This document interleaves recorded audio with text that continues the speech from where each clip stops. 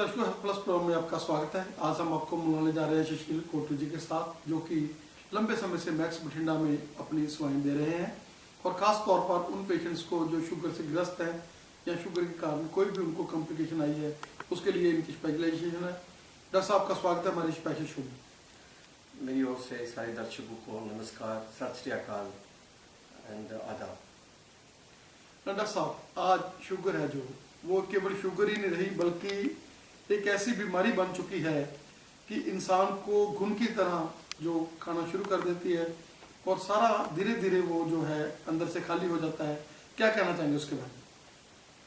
पहले तो जानकारी और जागरूकता होना ज़रूरी है डायबिटीज़ के बारे में। डायबिटीज़ या शुगर की बीमारी जो आम लोग बोलते हैं इसको, या मधुमेह रोग बोलते हैं, सबसे बड़ी प्रॉब्लम है इसकी जानकारी समझ न होने की वजह से टाइमली इसका डायग्नोसिस नहीं होता। तो टाइमली डायग्नोज ना होने की वजह से जब इसका डायग्नोसिस लेट स्टेज में होता है, ऑलरेडी ये बॉडी ऑर्गन्स को ख़राब कर चुका होता है, उस स्टेज में अगर हम इसका इलाज करेंगे तो पूरा इलाज संभव नहीं है और ऑलरेडी बॉडी ऑर्गन्स को ख़राब होने की वजह से इसका इलाज कॉस्टली भी है और सारे ऑर्गन्स को ख़राब होने की वजह से सब चीज़ें हम नॉर्मल नहीं कर सकते। इसलिए जागरूकता, जानकारी होना ज़रूरी है। टाइमली डायग्नोसिस हो और टाइमली इलाज हो तो एक महंगी बीमारी नहीं है, इसका प्रॉपर कंट्रोल किया जा सकता है, आगे भविष्य और फ्यूचर को सेफ रखा जा सकता है। तो जानकारी, समझ, अवेयरनेस, नॉलेज सबसे इम्पॉर्टेंट है। पहले शुगर क्या है, शुगर की बीमारी कब बोलेंगे, किस लेवल को डायबिटीज़ बोला जाएगा। तो पहले शुगर की बीमारी क्या है, खून में शुगर का लेवल एक लेवल तक रहना चाहिए, कंट्रोल रहना चाहिए। जब खून में शुगर का लेवल बढ़ जाए इसको डायबिटीज़ बोलते हैं, शुगर की बीमारी बोलते हैं। नॉर्मल इंसान का खून का शुगर का लेवल खाली पेट नियरने का जिसको हम बोलते हैं 100 से कम रहना चाहिए। 100 से 125 के बीच में अगर शुगर का लेवल आना स्टार्ट हो गया है तो इसको हम बॉर्डर लाइन डायबिटीज़ और प्री डायबिटीज़ बोलते हैं, मतलब आगे डायबिटीज़ होने का रिस्क है। तो अगर खाली पेट कोई अपना शुगर चेक कराता है, 8 घंटे का खाली पेट होना चाहिए। 100-125 बॉर्डर लाइन डायबिटीज़ और 125 से ऊपर अगर जाता है 126 या उससे ऊपर तो डायबिटीज़ है। आपको एटलीस्ट 2 बार टेस्ट होना चाहिए, एक बार नहीं। खाने के बाद का शुगर 2 घंटे बाद अगर 140 या 199 के बीच में, वैसे खाने के बाद का नहीं होता, हम ग्लूकोज पिलाते हैं पेशेंट को। 200 ग्राम ग्लूकोज पिलाते हैं, 75 ग्राम ग्लूकोज पिलाते हैं 200 ml वाटर में। तो उस 1 गिलास पानी में 75 ग्राम ग्लूकोज पिला के फिर 2 घंटे बाद चेक करते हैं। पेशेंट को खाली पेट बुलाते हैं, ग्लूकोज पिला के 2 घंटे बाद चेक करते हैं। अगर 140 से 199 के बीच में इसको बॉर्डर लाइन डायबिटीज़ बोलते हैं, अगर 200 से ऊपर है तो डायबिटीज़ है। तो ये टेस्ट करने का तरीका होता है। तो आपने 3 मंथ्स का एवरेज शुगर का बताया टेस्ट, इसको HbA1c टेस्ट बोलते हैं। बहुत अच्छा टेस्ट है, बहुत इंपॉर्टेंट टेस्ट है। ये लास्ट 3 मंथ्स का एवरेज शुगर बताते हैं। कभी क्या टेस्ट करने में ना लैब टू लैब वेरिएशन बहुत ज़्यादा है। एक लैब वाला 100 देता है, 150 देता है, 200 देता है। पेशेंट कंफ्यूज होता है, क्या है, मेरा डायबिटीज़ है कि नहीं है। एक 90 दिए, एक ने 110 दिया, एक 130 दिया। अब 90 तो नॉर्मल है, 110 बॉर्डर लाइन डायबिटीज़ है, 130 तो डायबिटीज़ है। अब कौन सी चीज़ माना जाए, है ना। तीनों लैब में अलग अलग रिपोर्ट्स हैं। तो HbA1c टेस्ट अगर प्रॉपर मेथड से किया जाए, प्रॉपर लैब से किया जाए, उसका एक लेवल होता है 3 मंथ्स का एवरेज शुगर। लेस देन 5.7 आपको डायबिटीज़ नहीं है, 5.7 to 6.4 बॉर्डर लाइन डायबिटीज़ है, 6.5 से ऊपर है तो डायबिटीज़ है। इसके लिए खाली पेट की जरूरत नहीं है, ये कभी भी कराया जा सकता है। डायबिटीज़ इसको हम सिंड्रोम बोलते हैं। हम बोलते हैं शुगर की बीमारी है, शुगर की बीमारी है, भाई खून में शुगर का लेवल बढ़ गया, कोई प्रॉब्लम नहीं, शुगर बढ़ गया, पर ऐसा नहीं है। एक सिंड्रोम है। डायबिटीज़ या शुगर की बीमारी के साथ मल्टीपल प्रॉब्लम्स होती है। इसमें ब्लड प्रेशर भी साथ में बढ़ता है। तो डायबिटीज़ पेशेंट में किडनी का क्या होता है, वो नमक बॉडी में ज़्यादा रोक लेती है, तो ब्लड प्रेशर बढ़ने का रिस्क ज़्यादा बढ़ता है। नाड़ियों में ब्लॉकेज होने का रिस्क ज़्यादा बढ़ता है। नाड़ियाँ कहाँ हैं, ब्रेन में जाती हैं, हार्ट में जाती हैं, पैरों की नाड़ियाँ भी होती हैं, इसमें ब्लड फ्लो जाता है, किडनी में जाती हैं। तो खून संघना हो जाता है, गाढ़ा हो जाता है, तो खून संघना हो जाता है। तो ये सारी बॉडी की प्रॉब्लम है। तो शुगर को शुगर मत मानिए, ये खून में शुगर लेवल बढ़ने के साथ साथ ब्रेन, आइज, दांतों को, हार्ट, किडनी, लिवर, नाड़ियाँ, स्किन इन्फेक्शंस, ये सारी प्रॉब्लम साथ साथ में चलती है। तो ब्लड प्रेशर, शुगर साथ में चलता है, कोलेस्ट्रॉल, ट्राइग्लिसराइड्स वो भी साथ में बढ़ना स्टार्ट हो जाता है। तो सारी प्रॉब्लम्स हो जाती हैं। कुछ लोगों का शुगर कंट्रोल रहता है, बट बहुत सालों से डायबिटीज चलता, तब ये नुकसान कर सकता है बॉडी को। तो हमें शुगर के साथ ब्लड प्रेशर भी देखना पड़ेगा, अपना लिपिड प्रोफाइल भी देखना पड़ेगा और साल में एक बार बॉडी ऑर्गन्स का checkup, eye checkup, dental checkup, पैरों की नर्व्स का चेकअप, किडनी का चेकअप भी कराना चाहिए कि वहाँ पे नुकसान तो नहीं हो रहा है। डॉक्टर जैसे आपने पैरों की नाड़ियों के बारे में बताया, और पैर कैसी, जैसे पैर के नीचे की जो चमड़ी होती है, मतलब उसमें लोगों को ज़्यादा मतलब इस चीज़ के लिए अवेयर नहीं होते लोग, और वैसे ही नंगे पैर घूमना, ये जो हैबिट्स हैं उनकी, और अपने आप को ऐसे मतलब पैरों को तो बहुत ही ज़्यादा मतलब उनको ऐसे छोड़ा होता है, उसके बारे में क्या कहना चाहेंगे? बिल्कुल, सबसे बहुत इम्पोर्टेंट क्वेश्चन है पैरों के बारे में, और हमारे पंजाब में तो सबसे ज़्यादा इम्पोर्टेंट है फुट केयर। तो हम बोलते हैं पेशेंट्स को कि जब हमारे सेंटर में आते हैं कि डायबिटीज़ का इलाज पैरों से चालू हो जाता है। हमारे सेंटर में आने से पहले उनका पैर चेक, पहले देखते हैं शूज़ कौन से पहने। मेरे रूम में आने से पहले हम चेक करते हैं फुटवेयर क्या पहना है। तो फुटवेयर निकालने के बाद हम चेक करते हैं पैर कैसे हैं। हम बोलते हैं देखो आपका चेहरे का मेकअप कितना बढ़िया हो उससे हम नहीं देखते हैं पैरों का मेकअप कितना अच्छा, पैरों का केयर कितना अच्छा। डायबिटीज़ में क्या हो जाता है, पैरों की एक तो नसें होती हैं, नर्व्स जिसको हम बोलते हैं, नर्व्स कमज़ोर हो जाती है, न्यूरोपैथी बोलते हैं उसको। तो सूनापन आना स्टार्ट हो जाता है, तो सेंसेशन कम हो जाती है, ठंडी गर्मी का फील कम हो जाता है, जलना, मचना, सूनापन, कीड़ियाँ चलना, सुइयाँ चुभना, ऐसा हो जाता है। तो सूनापन जब आना स्टार्ट होता है तो फील कम होता है, ना गर्मी का ना ठंडी का कम पता चलता, पेन का फील कम हो जाता है। अगर हमें नॉर्मल आदमी को पैर में चोट लगे, हम क्या करते हैं, पैर को चेक करते हैं, चोट लगे, उनको फील ही नहीं होता। तो अब उन्हें क्या होता है कि जैसे मान लो एक एग्जाम्पल बता रहा हूँ, अब अभी गर्मी सर्दी है ना, सर्दी का मौसम चल रहा है, अब उनको ठंड लगेगी, वो पैरों को सेकेंगे गर्म पानी से, पैर जल जाएगा पता नहीं चलेगा। पैरों गर्म पानी की बोतल पैरों के नीचे रख देते हैं, अगले दिन मॉर्निंग में देखते पैर जल जाते हैं। गर्म पानी से पैरों को धो लेंगे तो ज़्यादा गर्म पानी हो, जल जाएगा, पता नहीं फील होगा। तो पैरों को गर्म पानी से नहीं सेकना। अगर गर्म पानी से धोने तो पैर का पानी चेक करना चाहिए, या तो खुद अपनी कोहनी से चेक कर सकते हैं क्योंकि ये फील कर सकता है, या घर में कोई मेंबर चेक करे ज़्यादा गर्म तो नहीं है, कि खुद फील नहीं होगा। अच्छा, पैरों को गर्म पानी की बोतल से नहीं सेकना, नंगे पाँव नहीं चलना है, क्यों नंगे पाँव चलने से क्या हम क्या कर रहे हैं कि चोट लगी पैरों में। अब आधे लोग होते हैं ऐसे, आधे लोग ऐसी गलत जानकारी देते हैं लोगों को, आप घास पे ना चलो, ओस के लिए शुगर कम होगा। हम पैर को प्रोटेक्ट करना है, हमें उनको चोट लगने से बचाना है। अब नंगे पाँव चलोगे, कील है, कोई ऐसी कंकर है, कोई शीशा पड़ा है, चोट लगी, पैर में जख्म हो गया। तो पैरों की नसें सुन्न होती हैं, कभी कभी कीड़ियाँ पैरों को काट जाती हैं, पता नहीं चलता, चूहा रात को उंगली काट के खा जाता, पता नहीं चलता। सॉक्स पहन के रखनी। अब इस पैर ठंडा मौसम है, पैरों में खून का सर्कुलेशन कम होता है, तो नसों के बारे में बोला, नाड़ियाँ, ब्लड फ्लो की नाड़ियाँ सिकुड़ जाती है, जंग लग जाता है, उसमें खून का सर्कुलेशन कम हो जाता है, तो पैर ठरना चालू हो जाते हैं, ठरते हैं, सर्कुलेशन कम होता है। तो गर्म सॉक्स पहन के रखेंगे, उन्हीं सॉक्स ब्लड फ्लो बना रहेगा। ठंड में पैरों में ब्लड फ्लो कम हो जाएगा। तो अब ये भी प्रॉब्लम्स हैं कि उस वजह से अगर पैर में चोट लगी तो जख्म ना भरने का प्रॉब्लम ज़्यादा होता है, स्किन वीक हो जाती है। अब लोग जोर से मसाज करते, मसल जाते हैं पैरों को, मसलना ज़्यादा जोर से नहीं, मसाज जोर से नहीं करना, उससे फफोले बन जाते हैं, ब्लिस्टर्स बन जाते हैं, फट के जख्म हो जाते हैं। तो कह रहे हैं डायबिटीज़ से और क्या क्या कॉम्प्लिकेशंस हो सकती है। तो हमने बात की थी आज फुट कॉम्प्लिकेशंस की, इसमें फुट में गैंग्रीन हो सकता है, पैरों में जलन, सुनापन, नर्व्स खराब होने के साथ साथ पैर कटने की नौबत आ सकती है, जो सीरियस कॉम्प्लिकेशन है। इसके साथ साथ अगर हम ऊपर से स्टार्ट करेंगे, ब्रेन से स्टार्ट करेंगे, तो ब्रेन में जो कॉम्प्लिकेशन जिसको हम बोलते हैं पैरालिसिस है, स्ट्रोक या अदरक होने का जो रिस्क है बहुत ज़्यादा बढ़ जाता है डायबिटीज़ में। Eye related problems, blindness serious complication है। तो चिट्टा मोतिया, काला मोतिया का रिस्क बढ़ जाता है। पर्दे, आँखों का पर्दा होता है रेटिना, तो रेटिना खराब होने का रिस्क बढ़ जाता है, उसमें ब्लड आने का खतरा बढ़ जाता है, रिस्क लेज़र कराना पड़ता है। साल में एक बार आँखों का पर्दे का चेक कराइए अपनी आँखों के डॉक्टर से। शुरुआती प्रॉब्लम्स ट्रीटेबल है, एक बार पर्दे पे ब्लड आ गया फिर लेज़र कराना पड़ता है, इंजेक्शन भी लगता है, फिर वो ठीक नहीं हो सकता, पूरी रोशनी नॉर्मल नहीं आ सकती। फिर जितनी रोशनी है उसको प्रिजर्व करने की कोशिश कर सकते हैं। तो शुगर पेशेंट को टाइप 2 डायबिटीज़ की बात करें, 2 तरह का डायबिटीज़ होता है। टाइप 1 बच्चों में होता है, उनमें 5 साल के बाद जब डायग्नोसिस होता है आँखों का पर्दे का चेकअप होना चाहिए। टाइप 2 डायबिटीज़ जो होता है उसमें शुरुआत में डायग्नोसिस जब होता है तब से आइज़ का चेकअप होना चाहिए। टाइप 2 डायबिटीज़ में आपको पता नहीं कब से डायबिटीज चल रहा है, लेट डायग्नोज होता है, तो उसके साथ नीचे जाएंगे तो हार्ट अटैक होने का रिस्क बढ़ जाता है। डायबिटीज़ में हार्ट की नसें सुन्न होती है, 100 में 80%, 100 में 80 लोगों को पेन नहीं होता, साइलेंट अटैक होता है। क्योंकि जब शुगर डायग्नोज होता है शुगर पेशेंट को ऑलरेडी हार्ट की नाड़ियों में कुछ ना कुछ माड़ा मोटा ब्लॉकेज होता ही होता है। तो डायबिटीज़ पेशेंट मान के चलिए, type 2 diabetes patient means heart patient, कि हार्ट की नाड़ियों में थोड़ा बहुत ब्लॉकेज है, तो उन पेशेंट को ध्यान रखना चाहिए। शुगर कंट्रोल के साथ ब्लड प्रेशर कंट्रोल करना है। कोलेस्ट्रॉल की टेबलेट 40 साल के बाद लेनी पड़ेगी उनको। हम स्टार्ट कर देते हैं, तो अगर आप लैब में चेक करा देते हैं, अगर आपका कोलेस्ट्रॉल भले ही नॉर्मल हो लेकिन शुगर पेशेंट को कोलेस्ट्रॉल गोली इसलिए लेनी है, अगर डायबिटीज भी है, ब्लड प्रेशर भी है, भले आपका ब्लड कोलेस्ट्रॉल नॉर्मल है, लेकिन हार्ट की नाड़ियों में जंग लगा होगा ना, ब्लॉकेज होगा, उसको बचाव करने के लिए लेना है। अगर लैब से टेस्ट कराते हैं, लैब वाला आपको बोलता है कि बंद करो ये टेबलेट, ऐसा नहीं है, डॉक्टर ने एडवाइस किया किसी वजह से। प्लीज स्मोकिंग नहीं करना।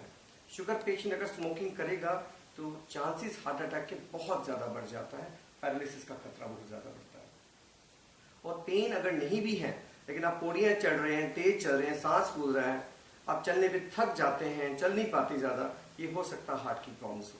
तो जरूरी नहीं है कि पेन नहीं हो रहा है तो इसका मतलब है कि हार्ट की प्रॉब्लम नहीं है। तो शुगर पेशेंट में छाती में दर्द नहीं होता सब पेशेंट्स में, क्योंकि हार्ट की नसें सुन्न होती है। किडनीज की प्रॉब्लम, अब अगर किडनी पे असर हो रहा है, शुरुआत में पेशेंट को कोई सिम्टम्स नहीं आते, तो आपका किडनी का चेकअप, जिसमें यूरिन में प्रोटीन का चेकअप करते हैं, तो हर साल में एक बार शुरुआत में माइक्रो एल्ब्यूमिन बोलते हैं, प्रोटीन का चेकअप करना चाहिए। स्टेज 1 स्टेज 2 शुरुआती स्टेज में पेशेंट को प्रॉब्लम्स नहीं होती, बाद में थोड़ा सूजन आना स्टार्ट हो जाता है। जब पेशेंट की किडनी बहुत ज़्यादा एडवांस स्टेज में खराब होती हैं, तब पेशेंट को सिम्टम्स आना स्टार्ट हो जाते हैं, बहुत ज़्यादा सूजन आना, खून की कमी होना, भूख कम लगना, ये सब सिम्टम्स बहुत एडवांस स्टेज में होती है। तो प्लीज़ आप शुरुआत से ही साल में एक बार चेक करिए अपने यूरिन में प्रोटीन का, एक क्रिएटिनिन टेस्ट होता है किडनी फंक्शन का, वो भी चेक करिए। उसके साथ एक टेस्ट होता है GFR का, किडनी कितना फंक्शन कर रही है। तो शुरुआत में अगर डायग्नोज होगा, अगर कोई थोड़ा बहुत असर हो भी है, तो उसको आगे बढ़ने से रोक सकते हैं। और पैरों का जी चेकअप, नर्व्स का न्यूरोपैथी चेकअप होते हैं, ब्लड फ्लो का एक बेसिक चेकअप होता है। अगर हम साल में एक बार बॉडी का बेसिक चेकअप कराएंगे, शुगर कंट्रोल के साथ साथ ये होना चाहिए, अगर कहीं कुछ प्रॉब्लम्स आ रही हो तो डॉक्टर आपको आगाह कर सकता है, टाइमली बता सकता है कि ये प्रॉब्लम्स होने वाली है, आपको बता सकता है कि ये प्रॉब्लम्स का इलाज क्या है। आप अपना शुगर कंट्रोल करिए, ब्लड प्रेशर कंट्रोल करिए, कोलेस्ट्रॉल को कम रखिए, मेडिसिन से परहेज करिए, सैर करिए, अपने पैरों का केयर करिए, साल में एक बार आइज का चेकअप कराइए, स्मोकिंग नहीं करना है, अल्कोहल नहीं लेना, अगर लेना है तो लिमिट में लेना है। और मैं चाहूँगा मेरी डाइटिशियन एक्सपर्ट थोड़ा सा अल्कोहल के बारे में और डाइट के बारे में आगे बताएगी, थोड़ा सा तो पेशेंट्स को थोड़ा जानकारी देगी। तो उनका लिमिट में अल्कोहल लेना है, मॉडरेशन में, और स्मोकिंग बिल्कुल नहीं करें। अगर तो सिंपल सा डिक्टम है, सिंपल सा रूल है, sugar control, blood pressure control, cholesterol control में रखना है, नो स्मोकिंग, अल्कोहल या तो नो अल्कोहल या इन मॉडरेशन लिमिट में, और ये सब थोड़ा परहेज, थोड़ा सैर, मेंटल स्ट्रेस कम करने के लिए meditation, yoga, future safe, future bright. और आपको हमारे पास डॉक्टर्स के बार बार नहीं आना पड़ेगा, तो आपको खुद अपना डॉक्टर बनना पड़ेगा डायबिटीज इलाज करने के लिए। Diabetes self management education means diabetes का ट्रीटमेंट करने के लिए 90% ट्रीटमेंट पेशेंट को खुद करना पड़ेगा, उनके घर वालों को सपोर्ट करना पड़ेगा। क्या साहब, इसके साथ अगर डायबिटीज हो गया, ठीक है, और उसके बाद अगर पेशेंट जो आपके पास आता है, तो मैक्स में आपके पास क्या फैसिलिटीज़ हैं? क्योंकि लोगों को ये लगता है कि अगर मेरे को डायबिटीज हो गया तो मैं मेडिसिन ले ली तो मेरे को ये लाइफ लॉन्ग मेडिसिन लेनी पड़ेगी, और कई बार बीच में कट्स आ जाते हैं, तो बोलते हैं कि नहीं यार, नहीं ऐसी बात नहीं है, तुम्हें ये लाइफ लॉन्ग, ये तो तुम इसके ऊपर हो ही जाएगा। तो उसके बारे में क्या कहना चाहेंगे? बहुत बहुत ज़्यादा इम्पोर्टेंट क्वेश्चन है, बहुत ज़्यादा क्वेरीज हमारे पास भी आती हैं। बहुत इस बार कभी कभी ऐसा भी होता है, ट्रीटमेंट स्टार्ट करते हैं, पेशेंट बिल्कुल कंफर्टेबल होता है, कंट्रोल में आता है, पर पेशेंट दवाई छोड़ जाता है बीच में, है ना। बहुत सारी अप्रीहेंशन है, कन्फ्यूजन है। तो आपने एक अच्छा इनिशिएटिव लिया है पेशेंट को अवेयर करने का, पेशेंट को नॉलेज देने का, उनकी गलत फहमियाँ दूर करने का, उनके डाउट्स दूर करने का जरिया मिला है हमें भी सब लोगों का रूबरू होने का। तो पेशेंट्स की कॉमन कन्फ्यूजन क्या होता है कि पहली बात, डॉक्टर साहब हम दवाई चालू करेंगे, आदत पड़ेगी, इसकी दवाई बंद नहीं होगी, इंसुलिन का टीका चालू करेंगे तो फिर आदत पड़ेगी, ज़िंदगी भर लेना होगा। वैसे मैं कश्मीर से हूँ, तो थोड़ी पंजाबी कट आती है, तो मैं थोड़ी बहुत मिक्स करने की कोशिश करूँगा हमारी लोगों के लिए, पेशेंट्स के लिए, आम जनता के लिए। तो पंजाबी, हिंदी और इंग्लिश का मिक्स होगा। तो ऐसा है कि पहली बात हमें समझना पड़ेगा ये डायबिटीज़ की बीमारी कितनी तरीके की होती है। एक तो टाइप 1 डायबिटीज़ है जो बच्चों में होता है, उसमें इंसुलिन बनाने की कोशिकाएं जो सेल्स होती है वो सब मर जाती है। इंसुलिन है नहीं, इंसुलिन का काम है शुगर कंट्रोल करना, बिना इंसुलिन का शुगर तो कंट्रोल ही नहीं होगा। जो भी खाना खाएंगे हम शुगर में तब्दील होगा, बॉडी शुगर का इस्तेमाल ही नहीं कर पाएगी। खून में शुगर 400, 500, 600 होगा, पर बॉडी इस्तेमाल नहीं कर पाएगी, बॉडी दिन ब दिन कटती जाएगी, है ना। शरीर वजन कम होता जाएगा और शुगर 400, 500 जाएगा, पेशाब के जरिए बाहर आ जाएगी। और खून में शुगर का लेवल इतना ज़्यादा रहेगा तो पेशेंट सीरियस हो जाएगा। और लाइफ बचाने के लिए बच्चों में टाइप 1 डायबिटीज़ में इंसुलिन ही देना पड़ेगा, बिना इंसुलिन के वो जिंदा नहीं रह सकते। तो type 1 diabetes is also known as insulin dependent diabetes कि उनमें इंसुलिन के बगैर वो जिंदा नहीं रह सकते। जितना पानी पीना ज़रूरी है इंसान के लिए, उनके लिए इंसुलिन उतना ही ज़रूरी है कि बिना इंसुलिन के उनका शुगर कंट्रोल नहीं होगा। क्योंकि जो खाना जो भी खाएंगे वो ग्लूकोज में तब्दील होके बॉडी को एनर्जी तभी मिलेगी, ग्लूकोज इस्तेमाल तभी करेगा बॉडी जब पैनक्रियाज इंसुलिन बनाएगा। पैनक्रियाज इंसुलिन बना नहीं रहा है, पैनक्रियाज पेट के अंदर ऑर्गन होता है, अंग होता है, इंसुलिन बनाता है। तो वो इंसुलिन जो अंदरूनी बनना चाहिए, जो बन नहीं रहा है, उसको बाहर से हम रिप्लेस कर रहे हैं, वो बाहर से देना पड़ता है। उसका देने का तरीका अलग अलग है। पहले सिरिंज हुआ करती थी, मैं दिखाना चाहूँगा। पहले इससे सिरिंज से दिया जाता था। ये भी इतना दर्द वाला नहीं है, सिरिंज दो तरह का सिरिंज और वाइल से, इससे हम इंसुलिन निकाल के दिया जाता था। पेट पे इधर आर्म्स में भी दे सकते हैं, पेट के आसपास भी दे सकते हैं। ये फैट में देना होता है। अब पतला बच्चा है, फैट कहाँ मिलेगा? पेट के आसपास ही मिलेगा ना। इतनी सुई है छोटी सी, बिल्कुल फाइन नीडल है, तो फैट में जाना चाहिए। तो फैट पेट के आसपास प्रिजर्व रहता है। अगर बच्चा कितना लिस्सा हो जाए, पतला हो जाए, लेकिन पेट के आसपास चर्बी रहेगी, तो ये सिरिंज से दे देते हैं। तो ये अब इसमें कहीं भी कैरी कर सकते हैं, ऐसा नहीं है। आइस पैक में टेम्परेचर मेंटेन होना चाहिए। फिर अब पेन आ गया, नया डिवाइस है, पेन है, इसमें इजी कैरी करना है। तो ये पेन है, पेन में आपको देखते हैं पेन जैसे होता है। पेन में हम क्या करते हैं, रिफिल डालते हैं। इंसुलिन रिफिल है ये, जैसे पेन है, दिखाना चाहूँगा। ये रिफिल है, इसमें दवाई इंसुलिन की होती है, इसके अंदर डालते हैं। कॉस्टली नहीं है, सस्ता है, ये very cheap. Pen free provide किया जाता है पेशेंट्स को, ठीक है, पुअर पेशेंट्स को। ये जो इंसुलिन है, कार्ट्रिज में इंसुलिन है, 300 यूनिट्स होता है और आगे नीडल लगती है, निब, जैसे पेन में निब लगती है, इसमें नीडल लगती है। ये नीडल जो है 4 mm की है, इतनी बारीक है, आपको सामने नहीं दिख रही है, इतनी बारीक है। ये वर्चुअली पेनलेस है, दर्द नहीं होता, टच जितना फील होगा। यह डायल सिस्टम है, डायल सिस्टम है, इसमें लेंस लगाए, डायल होता है। अब 10 पॉइंट अगर बच्चे को लगाना, डायल कर सकते हैं 10 मिनट। अब अगर आईसाइट वीक है, आवाज से भी कर सकते, क्लिक ऑफ साउंड है, 1 2 3 4 5 6 7 8 9 10। तो आप देखेंगे 10 मिनट आएगी। तो इसको फिर प्रेस करते हैं, जैसे फैट में अंदर किया तो इसमें कोई पेन, इसमें फैट में जाएगा तो उतना ही जाएगा। और फैट की थिकनेस इतनी है, ये तो इतनी है, कहाँ जाएगा? तो इंसुलिन टाइप 1 डायबिटीज में देना पड़ता है। उनमें इंसुलिन के बगैर उनका कंट्रोल नहीं हो सकता, क्योंकि उनमें टेबलेट नहीं काम कर सकती। अब उनको समझना चाहिए कि हमें टाइप 1 डायबिटीज में मेन क्या है, कि जो वो खाना खाएंगे, पेट में जाके रोटी चावल जो भी खाएंगे, ग्लूकोज में कन्वर्ट होगा, ग्लूकोज ब्लड के जरिए बॉडी में जाएगा। बॉडी ग्लूकोज तभी इस्तेमाल करेगी जब नाल खून में इंसुलिन है। इंसुलिन बन नहीं रहा है, खून में ग्लूकोज तो है, बॉडी इस्तेमाल नहीं कर पा रही, बॉडी तो दिन ब दिन कमजोर हो जाएगी, तो और ग्लूकोज पेशाब के जरिए बाहर आएगा। तो अगर बॉडी को ताकत मिलेगी, ग्लूकोज इस्तेमाल करेगी जब हम इंसुलिन बाहर से देंगे। तो बिना इंसुलिन के वो लाइफ सर्वाइव नहीं कर पाएगी। अब हम इंसुलिन बाहर से देने का तरीका पहले ये था, अब पेन आ गया, पंप भी आ गया इंसुलिन। ये इसमें उसमें क्यों क्या होता है, उनको कैसे देना होता है इंसुलिन? बच्चा अगर 3 बार खाना खाएगा तो खाने के साथ, क्योंकि खाना तभी बॉडी इस्तेमाल करेगी जब इंसुलिन जाएगा।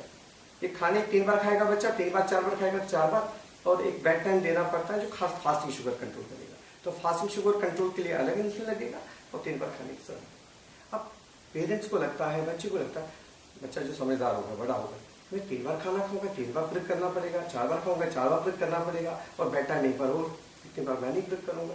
तो उसके लिए इंसुलिन पंप आ गया। इसमें ये स्मार्टफोन की तरह है, इसमें इंसुलिन डालते हैं, इसमें फिक्स कर देते हैं और ये पेट पे फिक्स कर देते हैं। 4 बार 3 बार एक बार निकालना, ये फिक्स कर देते हैं। तो इसमें प्रोग्राम करते हैं, भाई खाना खाएगा बच्चा, कितना खाना खाया, कितना शुगर है, शुगर चेक करते हैं, बटन दबा देते हैं।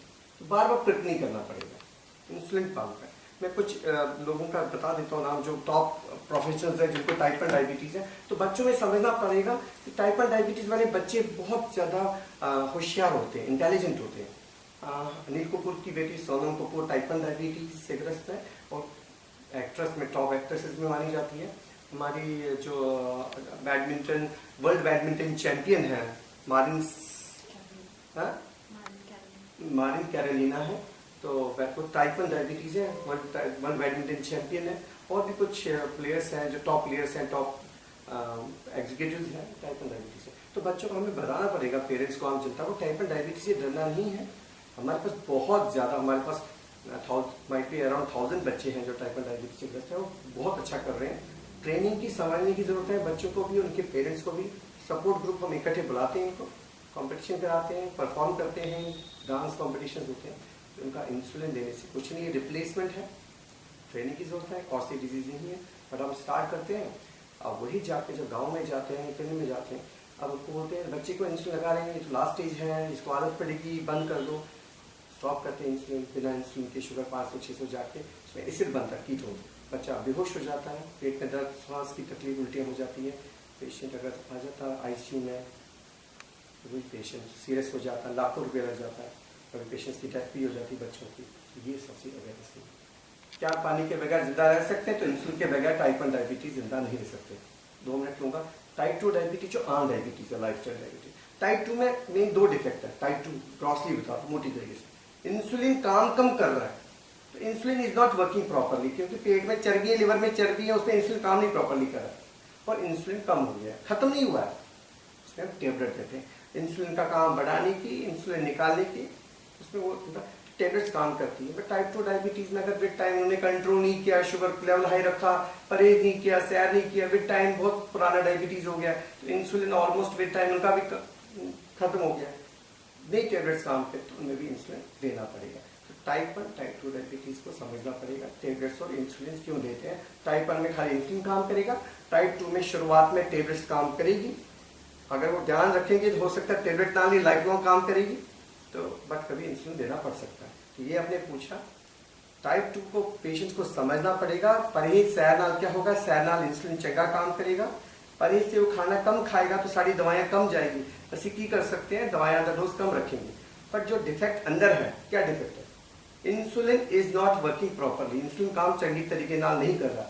और जब शुगर का बीमारी का डायग्नोज होता है, 50% इंसुलिन बनाने की सेल्स मर चुकी है, क्या मरी हुई सेल्स जिंदा कर सकते हैं? नहीं कर सकते। तो जो बाकी 50% है, 40% उनको बचाना है, उसी से हमें काम चलाना है, उसी से इंसुलिन निकालना है, उसी इंसुलिन का काम बढ़ाना है। तो प्रॉपर मेडिसिन की जरूरत है ही है, खाली परहेज सैर नाल ही सारा काम नहीं चलेगा। तो दवाइयाँ, परहेज, सैर तीनों नाल चलेगी तो पेशेंट सेफ रहेगा। तो ट्रीटमेंट देना पड़ेगा टाइप 2 डायबिटीज में कि अंदर डिफेक्ट जो आ गया है, खाली परहेज सैर नाल ही सारा काम नहीं चलना है, प्रॉपर ट्रीटमेंट की भी जरूरत है। शुरुआत में ट्रीटमेंट न लेने की वजह से वही पेशेंट 5-8 साल बाद जब आता है, जब 90% इंसुलिन बनाने की सेल्स मर चुकी है, तब दवाइयाँ भी ज्यादा लेनी होगी, भले कितना सैर परहेज करेगा, और इंसुलिन भी छेती लगाना पड़ेगा। जैसे डॉक्टर साहब ने हमारे साथ बात की और हमें बताया कि जो टाइप 1 डायबिटीज है वो भी कोई इतनी ज़्यादा खतरनाक नहीं है, जैसे सोनम कपूर की इन्होंने डॉक्टर साहब ने हमें एग्जाम्पल दी, और बड़े बड़े जो बैडमिंटन खिलाड़ी हैं और जो है लोग हैं जो कि बहुत बड़े बड़े अपनी ज़िंदगी में काम हासिल कर चुके हैं। तो किसी भी बच्चे को अगर टाइप 1 शुगर है तो उसको आपको घबराना नहीं है बिल्कुल। जैसे डॉक्टर साहब ने हमें बताया कि वो आम बच्चों से भी ज़्यादा शार्प उसकी मेमोरी होगी, शार्प उसका हर चीज़ होगी, तो आपको कोई प्रॉब्लम नहीं है। इंसुलिन है, आपको आप देंगे और उससे कोई साइड इफेक्ट नहीं है आपको, और वो आपको लाइफ लॉन्ग आपको आम इंसानों की तरह जिंदा रख सकता है। और जैसे डॉक्टर साहब ने हमें डायबिटीज टाइप 2 के बारे में हमें बात की कि डायबिटीज 2 में भी आप 1 पहले बन सकते हैं। अगर आप परहेज नहीं करोगे तो धीरे धीरे जो है जो सेल जो इंसुलिन थोड़ी बहुत बनती है वो भी खत्म होगी, तो फिर आपको भी वो टीके लगाने पड़ेंगे और आप उससे बच नहीं सकोगे और लास्ट स्टेज में जाओगे। तो डॉक्टर साहब ने जैसे हमें बताया कि आप लोगों को अगर शुगर है तो मेडिसिन लेनी है, मेडिसिन के साथ साथ परहेज जरूरी है, परहेज के साथ साथ डाइटिंग जो है, डाइट कंट्रोल है वो भी जरूरी है। तीनों चीजें आप करेंगे तो डॉक्टर साहब जैसे ये अभी हम देख रहे हैं कि मैक्स में लाइनें लगी हुई हैं और लोगों को अवेयरनेस नहीं है। अगर आप अवेयर हो जाएंगे, अभी से अवेयर हो जाएंगे तो आप अपनी नई जिंदगी जो अपनी पा सकते हैं। डॉक्टर साहब का बहुत बहुत धन्यवाद। और दवाइयों के बारे में एक लाइन में, दवाइयों के साइड इफेक्ट्स क्या होता है, एक लाइन बहुत जरूरी, देसी दवाइयाँ। और डॉक्टर साहब आप जो एक हमारा इम्पोर्टेंट टॉपिक रह गया था कि जब लोग कहते हैं कि हमने तो दवाई लेनी नहीं, मोहम्मद बार हमने नहीं दवाई लेनी, हमारा तो वो फलाना टोटका है, उसके बारे में क्या? तो ये था कि हम ये बात करें कि हमने प्रॉपर ताले की प्रॉपर चाबी लगानी है, हमें पता है डिफेक्ट कहाँ है, उस डिफेक्ट को सही करना है। तो मैंने आपको बताया कि सारी मेडिसिन जब बनाई जाती है 20-30 साल का रिसर्च वर्क के बाद, एनिमल स्टडीज, मतलब जानवरों पे स्टडीज होती है, वॉलंटियर्स पे, फिर प्रॉपर दवाई बनाई जाती है, किस डोज से चालू करनी, कैसे डोज बढ़ाना, किस डोज तक जाना है, किडनी हार्ट लिवर के लिए सेफ है कि नहीं है, किडनी को फायदा करेगी, लिवर को फायदा करेगी, हार्ट को फायदा करेगी, इससे हमारी लाइफ लंबी हो जाएगी कि नहीं हो जाएगी। तो ये सारी दवाएं हम जो यूज कर रहे हैं, तो प्रॉपर टेस्टिंग, प्रॉपर एक्सपेरिमेंट के बाद, प्रॉपर जानकारी नॉलेज के बाद, पेशेंट की उम्र देख के, पेशेंट का कितना पुराना स्टेज ऑफ डायबिटीज है, HbA1c देख के, किडनी हार्ट लिवर का टेस्ट देखने के बाद देखा जाता है कि इस पेशेंट को कौन सी दवाई दें। ओवरवेट आदमी के लिए, मोटे आदमी के लिए अलग दवाई, पतले आदमी के लिए अलग दवाई, ओल्ड एज आदमी के लिए अलग दवाई, यंग आदमी के लिए अलग दवाई, किडनी पेशेंट के लिए अलग दवाई, लिवर पेशेंट के लिए अलग दवाई। तो सारी चीजें देखने के बाद सिलेक्ट किया जाता है कि किस पेशेंट को कौन सी दवाई देनी पड़ेगी जो उसके लिए सेफ रहेगी, फायदा करेगी और शुगर उनका कंट्रोल करेगी। ये सारी जानकारी नॉलेज देखने के बाद ये यूज की जाती है। तो इसलिए साइड इफेक्ट तब होगा जब अगर रॉन्गली इसका यूज किया जाए, है ना। मैं एक एग्जाम्पल दूंगा, हमारे पास 7-8 तरह की दवाई है।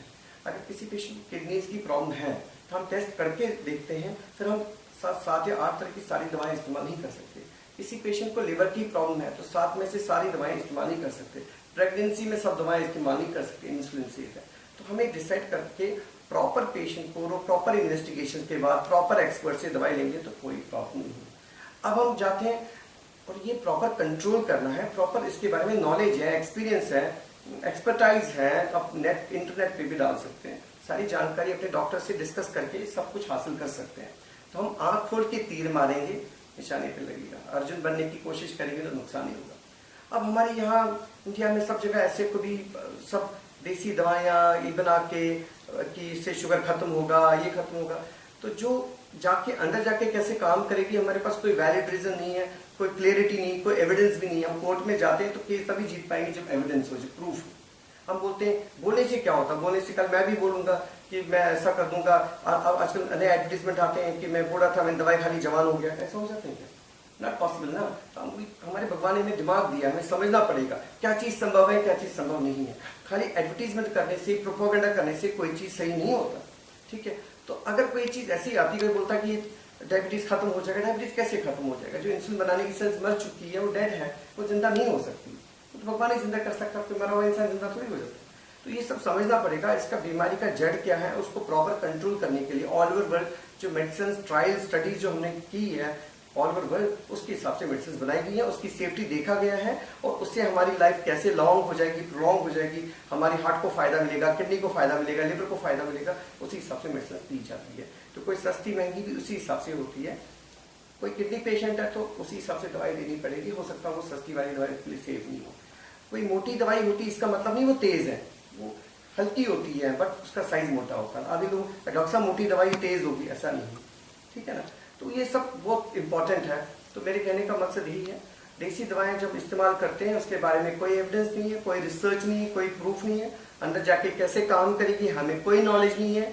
शुगर भले ही थोड़ा कम करती हो, कोई दवाई हमें नहीं पता उसमें क्या मिक्स किया हुआ है, कोई अंग्रेजी दवाइयां मिक्स करके वो यूज कर रही हो, कोई हमें नहीं पता। बट वो किडनी हार्ट लिवर के लिए क्या सेफ्टी है हमें नहीं पता। तो हमारे बॉडी शरीर का केयर करना हमारे हाथ में है। एक जन्म दिया है, जन्म का केयर करना आपके लिए बहुत इंपॉर्टेंट है। लास्ट में मैं चाहूंगा कि मेरा डिपार्टमेंट है Max endocrine diabetes obesity care centre, जो Max super speciality hospital Bathinda का एक पार्ट है। 3rd फ्लोर में पूरा डिपार्टमेंट है, जो संपूर्ण कॉम्प्रिहेंसिव डायबिटीज केयर चेकअप, पूरा A to Z तक चेकअप अंदर एक पैकेज में किया जाता है। मेरी पूरी टीम मेरे साथ है, मेरे डाइटिशियंस हैं, न्यूट्रिशनिस्ट हैं, एजुकेटर्स हैं, काउंसलर्स हैं, फूड केयर एक्सपर्ट मेरे डॉक्टर भरत कोतरू भी हैं और पूरे एक्सपर्ट टीम है। और मेरी डाइटिशियन न्यूट्रिशनिस्ट हैं लीला शर्मा जी, वो आई हुई है। वो आपको ग्रॉसली एक diet, healthy diet, diabetes, blood pressure, heart patient, general population के लिए क्या होना चाहिए, और मैं चाहूंगा वो सबसे इंपॉर्टेंट है। आप लोग फॉलो करिए और आप चेंज देखेंगे, आपकी लाइफस्टाइल कितना अच्छा होगा, लाइफ कितनी अच्छी होगी और हमारी दवाइयाँ कम रहेगी, आपके लिए कम दवाइयाँ हमारी खानी पड़ेगी। Thank you. डॉक्टर साहब का बहुत धन्यवाद सर, आपने हमें कीमती समय दिया। और हम चाहेंगे कि इस चैनल के माध्यम से जैसे हम कड़ी जोड़ते रहते हैं, क्योंकि आप लोग भी कभी अपने आप को पूरी परफेक्ट नहीं समझते और हमेशा जो नई जो है इन्वेंशन में लगे हुए हैं, नई जो भी वर्ड की नई चीज़ आती है शुगर के लिए, आप लोग उसको पकड़ते हैं, उसको इंटरवीन करते हैं उसमें। जैसे आज आपने पंप का कर दिया, पेन का कर दिया, धीरे धीरे आप और ऐसी आसान चीज़ें बना देंगे जैसे कि शुगर पेशेंट को भी लगेगा कि मैं एक आम पेशेंट हूँ। आपका बहुत बहुत धन्यवाद। दर्शकों, जिद्दा कि आप जानते हैं कि ਜਿਹੜੀ ਸ਼ੂਗਰ ਹੈ ਉਹ ਇੱਕ ਲਾਈਫਸਟਾਈਲ ਡਿਜ਼ੀਜ਼ ਹੈ ਔਰ ਉਹਦੇ ਵਿੱਚ ਡਾਈਟ ਦੀ ਬਹੁਤ ਵੱਡੀ ਜਿਹੜੀ ਅਹਿਮੀਅਤ ਹੈ। ਹੁਣ ਸਾਡੇ ਨਾਲ ਮੌਜੂਦ ਨੇ ਮੈਕਸ ਹਸਪੀਟਲ ਦੇ ਜਿਹੜੇ ਡਾਈਟੀਸ਼ੀਅਨ ਨੇ, ਜਿਹੜੇ ਕਿ ਹਰ ਪੇਸ਼ੈਂਟ ਜਿਹੜਾ ਸ਼ੂਗਰ ਦੇ ਨਾਲ ਗ੍ਰਸਤ ਹੁੰਦਾ ਉਹਨੂੰ ਡਾਈਟ ਸਮਝਾਉਂਦੇ ਨੇ। ਡਾਕਟਰ ਸਾਹਿਬ, ਤੁਹਾਡਾ ਸਵਾਗਤ ਹੈ ਸਾਡੇ ਸਪੈਸ਼ਲ ਸ਼ੋਅ ਦੇ ਵਿੱਚ। सब में मेरी प्यार भरी सत श्री अकाल। आजकल जो शुगर होने का मेन रीज़न है वज़न ज़्यादा होना, मोटापा जो है मेन रीज़न है जिस करके शुगर छेती फैल रहा है। छोटी एज ग्रुप ਦੇ ਵਿੱਚ ਵੀ शुगर हो रहा है। छोटी एज ਦੇ लाइक 18 साल ਤੋਂ ਘੱਟ ਦੀ ਉਮਰ ਦੇ ਵੀ ऐसे काफ़ी पेशेंट्स हैं या ਉਸ ਤੋਂ ज़्यादा 20-22 ਸਾਲ ਦੇ ਵੀ ਦੇਖਿਆ ਜਾਏ ਯੰਗ ਜਨਰੇਸ਼ਨ ਦੇ ਵਿੱਚ ਵੀ ਸ਼ੂਗਰ ਹੈ। ਹੁਣ ਉਹਦਾ ਮੇਨ ਰੀਜ਼ਨ ਇਹੀ ਹੈ ਮੋਟਾਪਾ, ज़्यादा वजन होना। तो शुगर ਦੇ ਵਿੱਚ ਜਾਂ ਸ਼ੂਗਰ ਤੋਂ ਬਚਣ ਲਈ ਮੇਨ ਜੋ ਡਾਈਟ ਲਈ ਦੱਸਿਆ ਜਾਂਦਾ ਹੈ, ਭੋਜਨ ਲਈ ਦੱਸਿਆ ਜਾਂਦਾ ਜੋ ਉਹਦੇ ਚੇਂਜਸ ਕਰਨੇ ਚਾਹੀਦੇ ਆ, ਉਹ ਵਜ਼ਨ ਜਿਸ ਤਰ੍ਹਾਂ ਕੰਟਰੋਲ ਰਹੇ, ਸਟੇਬਲ ਰਹੇ। ਜੋ ਸ਼ੂਗਰ ਪੇਸ਼ੈਂਟ ਦਾ ਖਾਣਾ ਪੀਣਾ ਹੁੰਦਾ ਹੈ, ਨਾਰਮਲ ਬੰਦੇ ਦਾ ਵੀ ਖਾਣਾ ਪੀਣਾ ਉਸੇ ਤਰ੍ਹਾਂ ਦਾ ਹੀ ਹੋਣਾ ਚਾਹੀਦਾ ਹੈ। ਅੱਜਕੱਲ ਜੈਸਾ ਆਪਣੀ ਖਾਣ ਪੀਣ ਦੀ ਆਦਤਾਂ ਹੈ, ਜਿਵੇਂ ਫਾਸਟ ਫੂਡ ਦੀ ਕੰਜ਼ੰਪਸ਼ਨ ਜ਼ਿਆਦਾ ਵੱਧ ਗਈ ਹੈ। ਫਾਸਟ ਫੂਡ ਜ਼ਿਆਦਾ ਅੱਜਕੱਲ ਦੀ ਜਨਰੇਸ਼ਨ ਪ੍ਰੈਫਰ ਕਰਦੀ ਹੈ, ਖਾਂਦੀ ਹੈ, ਜਿਵੇਂ ਬਰਗਰ ਹੈ, ਪਿਜ਼ਾਜ਼ ਹੈ ਜਾਂ ਮਾਰਕੀਟ ਦਾ ਜਿੰਨਾ ਵੀ ਖਾਣਾ ਹੈ ਜਿਹਦੇ 'ਚ ਬਹੁਤ ਸਾਰਾ ਤੇਲ ਹੁੰਦਾ ਹੈ, ਜਿਹਦੇ ਨਾਲ ਵਜ਼ਨ ਵੱਧਦਾ ਜਾ ਰਿਹਾ ਹੈ। ਖਾਣ ਪੀਣ ਦੀ ਮਾਤਰਾ ਸਹੀ ਨਾ ਹੋਣਾ ਮੇਨ ਕਾਰਨ ਹੈ। ਖਾਣ ਪੀਣ ਸਹੀ ਤਰੀਕੇ ਦਾ ਨਾ ਹੋਣਾ ਮੇਨ ਕਾਰਨ ਹੈ। ਸਮੇਂ ਤੇ ਨਾ ਖਾਣਾ ਪੀਣਾ ਵੀ ਮੇਨ ਕਾਰਨ ਹੈ, ਜਿਸ ਕਰਕੇ ਇਹ ਪ੍ਰੋਬਲਮ ਜ਼ਿਆਦਾ ਹੋ ਰही है। मोटापे की प्रॉब्लम है या शुगर की प्रॉब्लम ज़्यादा हो रही है या हाइपरटेंशन की प्रॉब्लम ज़्यादा हो रही है। तो खाना पीना सही तरीके का होना ज़रूरी है। थोड़ी देर बाद खाना चाहिए, समय पर खाना चाहिए, सही तरीके का होना चाहिए खाना पीना अपना, और सही मात्रा दे विच खाना जरूरी है। एक टाइम पेट भर के नहीं खाना चाहिए और ना ही ज़्यादा देर भुखे रहना चाहिए। दो चीज़ां खान पीन दे विच अवॉइड करनी चाहिए, फास्टिंग अते फीसटिंग। खाली पेट ज़्यादा देर रहना या पेट भर के इक्को बारी खाना, वो अवॉइड करना ज़रूरी है। सही तरीके का खाना पीना होना चाहिए। मार्केट के खान पीन नालों बैटर यही रहेगा कि घर का बनया होया ही खाना पीना होए।